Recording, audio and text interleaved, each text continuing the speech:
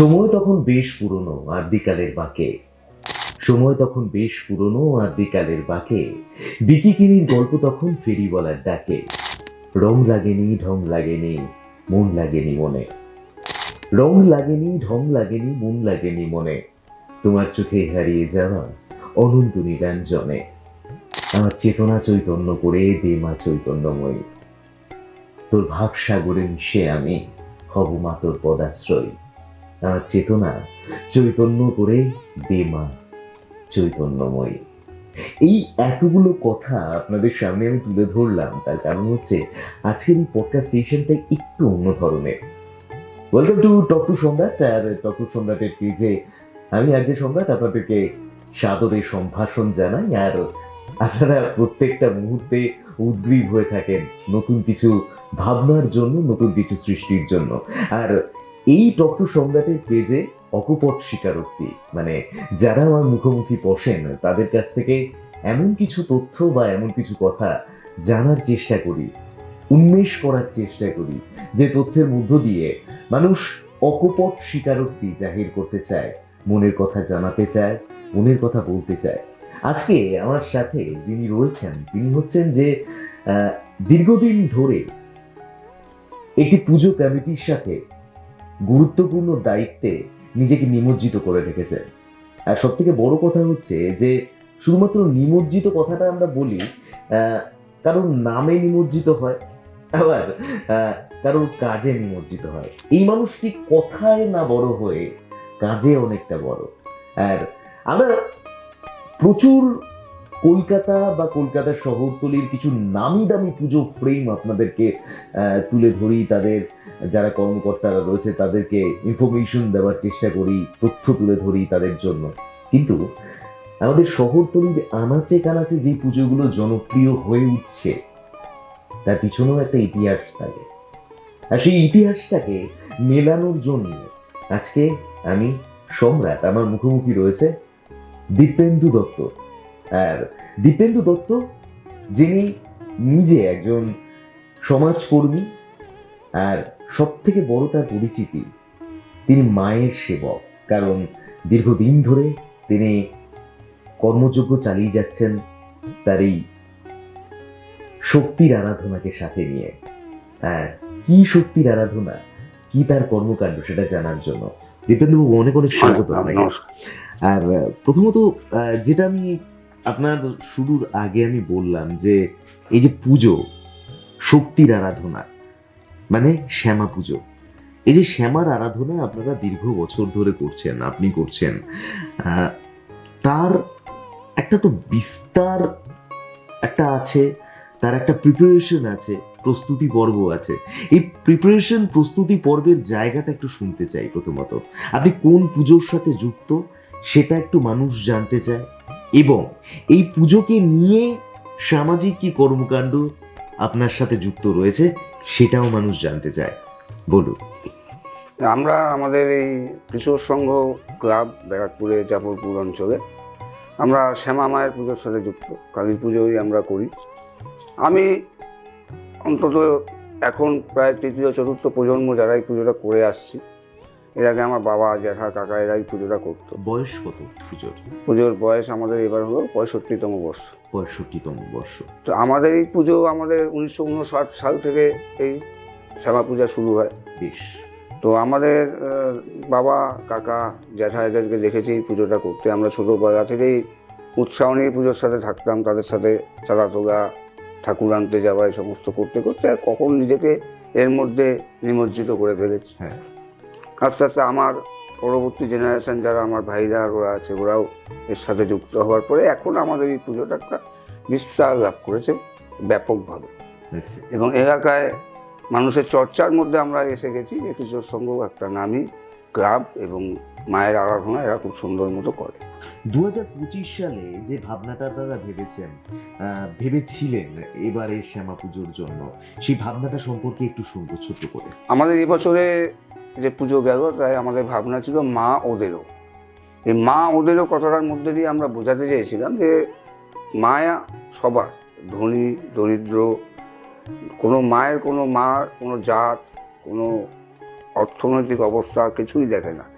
যে কোনো বর্ণের যে কোনো ধর্মের মানুষই মা কাছে আসতে পারে, মায়ের সাধনা করতে পারে, মায়ের পুজোয় আনন্দ করতে পারে। এই ওপর বেস করে আমরা এবছরের থিম করেছিলাম মা ওদেরও। বেশ, এই যে মা ওদেরও, এই শিল্পী সেটাকে আপনার তৈরি করলো, সেই জায়গাটাকে একটা পরিবেশটাকে তৈরি করলো, এই সব কিছু হলো।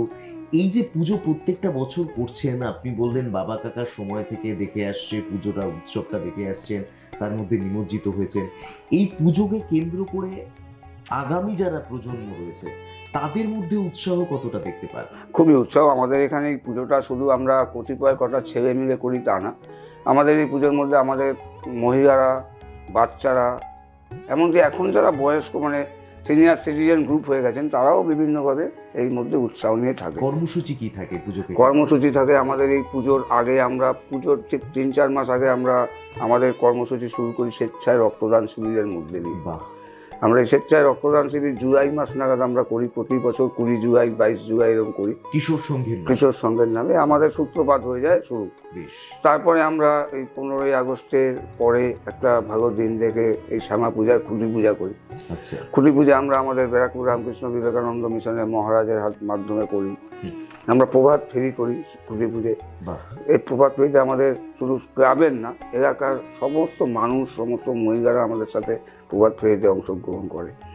তারপরে শারদীয়া, বাঙালি সর্বশ্রেষ্ঠ উৎসব আসে, তখন কিছুদিন এই কর্মসূচি বন্ধ থাকে। দুর্গাপূজা মিটে যাওয়ার পর থেকে আমাদের পুরো এই কালী পূজা নিয়ে আমরা মেতে উঠি। আমি দীপেন্দ্রবাবুর কথার সমর্থিতভাবেই বলবো যে একটা পুজো মানে শুধুমাত্র একটা পুজো নয়, একটা উৎসব যেন একটা আবহ তৈরি করে এবং একটা সমাজকে সুশৃঙ্খল তৈরি করে।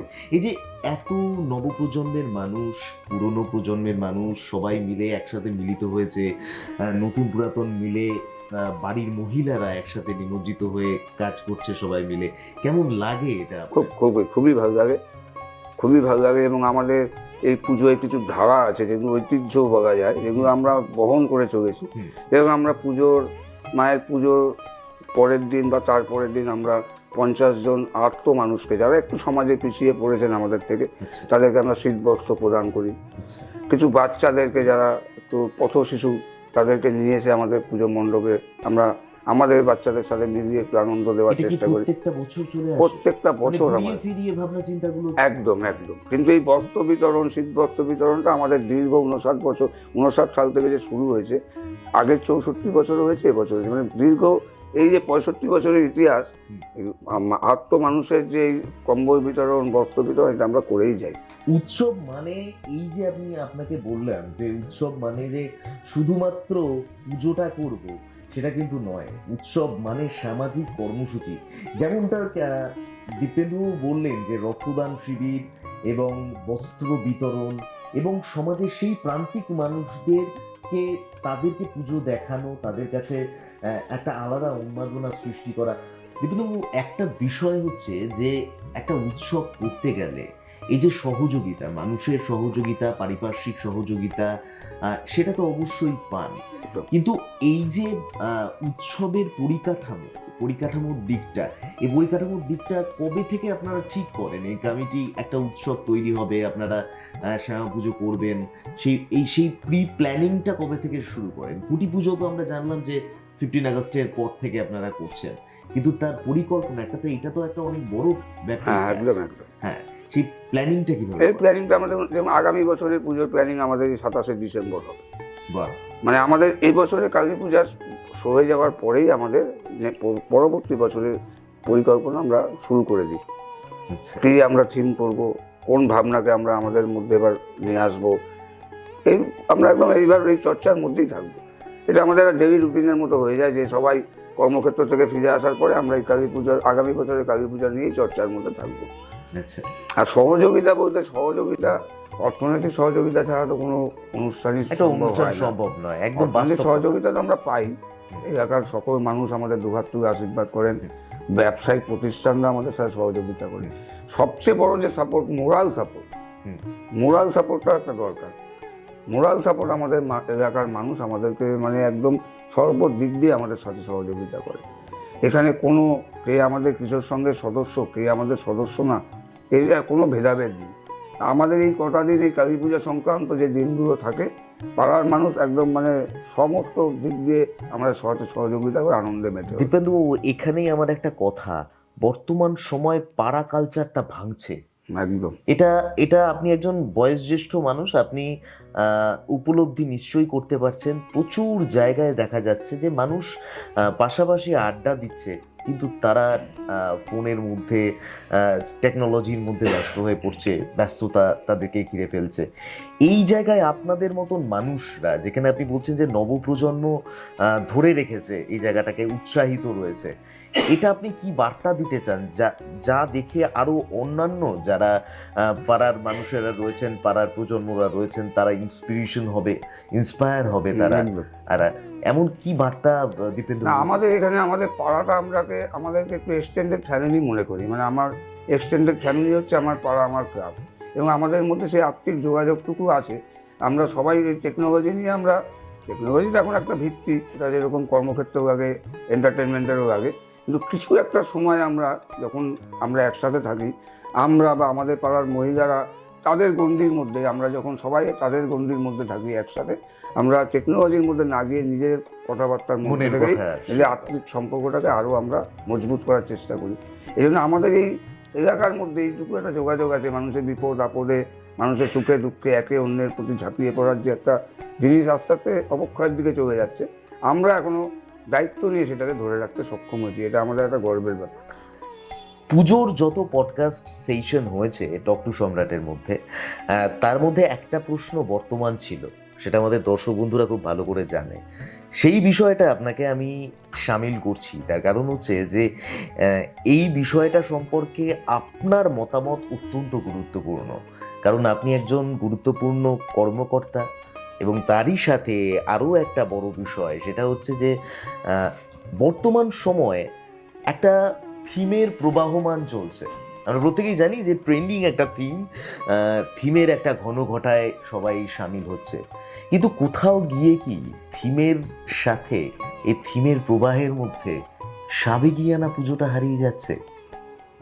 না, এটা আমি আমার পুজোর ক্ষেত্রে বলবো, আমাদের কাছে প্রধান প্রাধান্য পায় সাবেকিয়ানা পুজো। এবং আপনি আমাদের এই পুজো মণ্ডপে আসলে দেখতে পাবেন, আমরা দুরকমভাবে আমাদের এই পুজোটাকে পরিচালনা করি। থিম একটা আলাদা পার্ট, যেখানে মূর্তি থাকে, আবার আমাদের মেন যে মায়ের পুজো যে মূর্তি হয়, সেটা আমরা সম্পূর্ণ আলাদা সাবেকিয়ানার মধ্যে দিয়েই পুজোটা করি। আমরা থিমের সাথে সাবেকিয়ানাকে একদমই মেলাতে চাই না, মেলাইও না। মানে আপনারা বলছেন যে মূর্তির মধ্যে আপনাদের দেবী পূজিত হন, এবং আপনারা যা বাহ্যিক পরিকাঠামো সেগুলো আপনারা থিমের জায়গায় রাখতে চান। তার মানে থিম, এবং আপনারা থিমও সমর্থন করছেন এবং সাবেকিয়ানাকেও সমর্থন করছেন। এটা খুব ভালো লাগলো যে সম পরিমাণভাবে। কিন্তু আমরা বহু ক্ষেত্রে তো দেখি যে বড় বড় পুজো মণ্ডপে আমরা প্রবেশ করলাম, সেখানকার প্রতিমা, সেখানকার পরিকাঠামো, এত সুসজ্জিত প্রতিমা, কিন্তু সে পূজিত হচ্ছে না। ঠিক তার পাশে একটি ছোট্ট প্রতিমা পূজিত হচ্ছে। একদম টু বি অনেস্ট, এই চিন্তাধারা কি ভবিষ্যতে কিশোর সংঘ নিয়ে আসছে? না, একদমই আনবে না কিশোর সংঘ। কিশোর সংঘের এটাই নিয়ম যে আমাদের যে দেবী পূজিত হন যে মূর্তিতে এবং থিমে যে মূর্তি থাকে, তাদেরকে আমাদের পুরোহিত মশাই দুটো মূর্তিকেই পুজো করেন। এবং আমাদের কাছে মানে সাবেকিয়ানা এবং পুজোর জায়গাটা সম্পূর্ণ আলাদা। আমরা মানুষকে আনন্দ দেওয়ার জন্য, দর্শককে আমাদের মণ্ডপে আনার জন্য যেরকম থিম সাজাই, যেরকম আমরা আলোকসজ্জা করি, সেটা একটা পার্ট, কিন্তু আমাদের কাছে মেন উদ্দেশ্য পুজো। এবং আমাদের কাছে যে সুসজ্জিত মূর্তি থাকে তিনিও দেবী পূজিত হন, এবং আমাদের সাবেকিয়ানার যে মূর্তি থাকে তিনিও পূজিত হন। কিশোর সংঘ কোনোদিনই দুটোকে মিশিয়ে ফেলবে না, দু জায়গায়। দীপেন্দুবাবুর মতো মানুষরা যারা দীর্ঘদিন ধরে পুজোর সাথে ওতপ্রোতভাবে যুক্ত রয়েছে, তারা নবপ্রজন্মকে কতটা তৈরি করেছেন? এদিক দিয়ে আমি অনেকটাই সফল, যে আমি আমার পরবর্তী প্রজন্মকে এই ব্যাপারে তৈরি করতে পেরেছি, এবং আমি ভরসা রাখতে পারি তাদের উপরে যে আমাদের পরবর্তী ক্ষেত্রে কিশোর সংঘের জৌলস, কিশোর সংঘের সম্মান তারা বহন করার মতো তৈরি হয়েছে, তাদের সেই ক্ষমতা আছে, এবং তারা আমাদের সাথেই এই প্রবাহে গা ভাসিয়ে কিশোর সংঘের পতাকাকে এগিয়ে নিয়ে যাওয়ার জন্য তৈরি। আর কিশোর সংঘের পতাকাকে তো এগিয়ে নিশ্চয়ই নিয়ে যাবে, কিন্তু দীপেন্দু বাবুর কি নিজের ব্যক্তিগতভাবে ঠাকুর দেখা হয় এই পুজোর সময়? একদমই না, একদমই না। আমাদের পরিবারের কেউই আমরা এই পুজোয় কোনো ঠাকুর দেখা কোনো আনন্দ করি না, কারণ করতে পারি না। কারণ আমাদের এই পুজোয় এত কর্মসূচি থাকে, এত অনুষ্ঠান থাকে, এখানে দর্শক সমাগম এত হয় যে আমাদের আর বাইরে কোথাও যাওয়া হয় না। ওই জন্য এই কালী পূজার 5-6 দিন আমরা মণ্ডপেই পড়ে থাকি। কিশোর সংঘ শুধুমাত্র উপলক্ষ হচ্ছে শ্যামা পুজো, এবং কিশোর সংঘের যে সামাজিক কর্মসূচি, সেই সামাজিক কর্মসূচির মধ্যে আমরা শুনলাম রক্তদান, স্বেচ্ছায় রক্তদান শিবির রয়েছে, তার সাথে বস্ত্র বিতরণ উৎসব চলাকালীন বহু প্রান্তিক মানুষকে উৎসব দেখানো। আগামী সময়ে দাঁড়িয়ে কি ভাবনা চিন্তা রয়েছে কিশোর সংঘের পক্ষ থেকে? দীপেন্দু বাবুর মতন মানুষ যারা রয়েছেন, আপনারা দায়িত্বে রয়েছেন, কর্মকর্তা, আপনাদের কি বার্তা থাকবে কিশোর সংঘের পক্ষ থেকে আমাদের সাধারণ মানুষের কাছে? কেন এতগুলো পুজো মণ্ডপ ছেড়ে আপনার পুজো মণ্ডপে আসবে? What will you the speciality for you puja pandals? আমাদের পুজো মণ্ডপে মানুষ আসবে একটাই কারণে। আমাদের পুজো মণ্ডপে প্রথম যে কারণটা আপনি একটু আগে বললেন, সাবেকিয়ানা এবং বর্তমানের যে একটা আবহ থিমের এর সামঞ্জস্য দেখার জন্য আমাদের পুজো মণ্ডপে আসবে। আমাদের পুজো মণ্ডপে আসবে আনন্দ ভাগ করে নেওয়ার জন্য। প্রান্তিক মানুষ, সমাজের উচ্চ শ্রেণীর মানুষের কোনো ভেদাভেদ আমাদের পুজো মণ্ডপে থাকে না, সবাই মিলে আমরা আনন্দ করি। এই সমস্ত কিছু বৈশিষ্ট্যের জন্যই আমাদের পুজো মণ্ডপে মানুষ আসবে। কি খামতি এখনো পর্যন্ত রয়ে গেছে? খামতি কিছু রয়ে গেছে, আমরা এখনো অনেক একটা চাপা দুঃখ বা দেখুন, আমার সব থেকে বড় কথা হচ্ছে অকপট স্বীকারোক্তি, একদম মনের কথা। খামতি একটাই রয়ে গেছে আমাদের মনের, খামতি বলতে আমাদের দিক দিয়ে খামতি না, আমাদের আক্ষেপ। দীপেন্দু বাবুর খামতি জানতে চাইবো, তারপরে কিশোর সংঘের হয়ে দীপেন্দু বাবুর। আমার খামতি যদি বলেন, সংগঠন, একটা সংগঠক হিসাবে আমি আমার এলাকার অনেক মানুষকে আমাদের কাছে টানতে পারিনি, যারা এখনো হয়তো আমাদের থেকে দূরে আছে। আশা করবো আগামী দিনে তারাও, যে কজন মানুষ এখনো দূরে আছে, তারাও আমাদের সংগঠনের মধ্যে এই পুজোর করে আমাদের সাথে আনন্দ করবে। আর আমাদের আক্ষেপ যদি বলেন, আমরা সব দিক দিয়ে মানুষের মনোরঞ্জনের চেষ্টা করে, সাবেকিয়ানা মনোরঞ্জনের সংমিশ্রণ ঘটানোর পরেও আমরা প্রচারের আগে আসতে পারছি না এক অজ্ঞাত কোনো কারণে। কারণটা অজ্ঞাত কারণ কেন? মানে এত প্রায়োরিটি পাচ্ছে কেন সেই অজ্ঞাত কারণটা? এই অজ্ঞাত কারণটা এই কারণে আমার কাছে এখনো অজানা, যে আমি কারণটা খুঁজে বার করতে পারিনি। কারণ আমাদের এই চন্দনপুকুর চত্বরে আমাদের এমনি বরাবর শ্যামা পূজার নাম আছে, এখানে অনেক বড় বড় পুজো হয়। এখন কিশোর সংঘ তাদের সবার থেকে একটু আলাদা হয়ে গেছে, একটু অন্যতম সেরা পুজো জায়গা। 65 বছরের পুজো, সেখানে অজ্ঞাত কারণ কি হতে পারে? কোনো না কোনো অজ্ঞাত কারণ, আমি তো সেটা আমার কাছে অজ্ঞাতই, মানে এখনো এই জন্য আমি অজ্ঞাত বলছি। আমি এখনো কারণটা আমরা খুঁজে পাইনি, যে আমরা ঠিক প্রচারের আলোয় আসতে পারছি না। মানে যে অন্য পুজো প্যান্ডেলগুলো যেরকম প্রচারের আলোয় আসছে, আমরা আপনাদের কাছে অনেক কৃতজ্ঞ যে আপনারা আমাদেরকে আপনাদের এই চ্যানেলের মাধ্যমে আমাদের এই পুজোকে পরিবেশন করছেন। আপনারা পুজো প্যান্ডেলও এসে পরিবেশন করেছেন, আমরা কৃতজ্ঞ। কিন্তু বাকি আমরা ঠিক প্রচারের জায়গাটা পাচ্ছি না, কেন জানি না। কিন্তু আশা করব আগামী দিনে আমাদের এই কারণটাকে আমরা খুঁজে বার করতে পারবো এবং আমরা আমাদের যথার্থ প্রচার পাবো। 2025 সালে এবারের শিল্পী মা ওদেরও যে আপনাদের ভাবনাটা, এই যিনি শিল্পত্ব ফুটিয়ে তুলেছেন, তার নামটা কি? তার নাম কৃষ্ণেন্দু দাস, উনি সাঁতরাগাছিতে থাকেন। আচ্ছা। উনি এই পুজো মণ্ডপটা আমাদের এই টিমটা করেছেন। উনি বেসিক্যালি দুর্গা পুজো শ্রীরামপুরে এক জায়গায় হয়েছিল, ওখানেই আমাদের পছন্দ হয়, ওখান থেকে আমরা এইটাকে নিয়ে আসি এখানে। আগামী দিনে এই ধরনের কোনো পরিকল্পনা রয়েছে, যেটা আপনাদের এই থিমের মধ্যে, এবারের থিমের মধ্যেও একটা সামাজিক বার্তা উঠে আসে, মানুষের মননের একটা বার্তা উঠে আসে? আমি ব্যক্তিগতভাবে দেখেছি যে প্যান্ডেলে পা রাখার মধ্যেও পাশে একটা ক্যাম্প করেছিলেন, যেখানে দৃষ্টিহীন মায়েরা তারা উপস্থিত ছিল। এটা একটা ইনোভেটিভ একটা ভাবনা চিন্তা বন্ধুরা, কারণ এই ধরনের পরিকল্পনা হয়তো খুব কম। মানে আমরা কলকাতাকে নিয়ে প্রচণ্ড কলার উঁচু করে কথাবার্তা বলতে ভালোবাসি, কিন্তু আমরা মফস্বলে দাঁড়িয়ে এই ধরনের একটা ভাবনা চিন্তা, এটা কিন্তু আমি দীপেন্দু বাবুর মতন মানুষদেরকে, কিশোর সংঘকে সমর্থন করি যে এই ধরনের ভাবনায় রঞ্জিত করেছেন তারা। তাদেরকে আলো দেখিয়েছেন, যাদের কাছে পুজোটা আলোর উৎসবটা অন্ধকারের। আর আমি চাইবো যে ঠিক এইভাবেই যেন এগিয়ে চলে কিশোর সংঘ। এই আক্ষেপ যেটা দীপেন্দুবাবুর মতো মানুষরা যারা বলছেন যে প্রচারের আলোতে আসতে পারছি না, জানতে পারছে না অনেকের মনের কথা, অনেকেই জানতে পারছে না পুজোর ঘনঘটা, তাদেরকে আমরা জানাতে চাই এই টক টু সম্রাটের মধ্য দিয়ে। আর অনেক অনেক ধন্যবাদ, অনেক অনেক সময়টা দেওয়ার জন্য অনেক অনেক ধন্যবাদ। আমরা চাইবো যে ঠিক এমনইভাবে অন্বেষণ হোক, অকপট স্বীকারোক্তি হোক। আসলে কি জানেন তো, দীপেন্দু দত্তের মতো মানুষরা না খুব সাধারণভাবে থাকেন, নীরবে থাকেন, পিছনে থাকেন। আর এই নীরবে থেকে, পিছনে থেকে সকল মানুষের মধ্যে সাধারণ মানুষ হয়ে থাকেন, কিন্তু অত্যন্ত সাংগঠনিক মানুষ হয়ে থাকেন, যারা একটা সংগঠন একটা উৎসবে পরিণত করে। আর সেই উৎসবকে পরিপূর্ণতা দেওয়ার জন্যই দীপেন্দুবাবুর মতো মানুষদের দরকার। আর অবশ্যই দরকার কিশোর সংঘের এই যে পুজোটা, এই উৎসবটা আলোড়িত হওয়ার দরকার।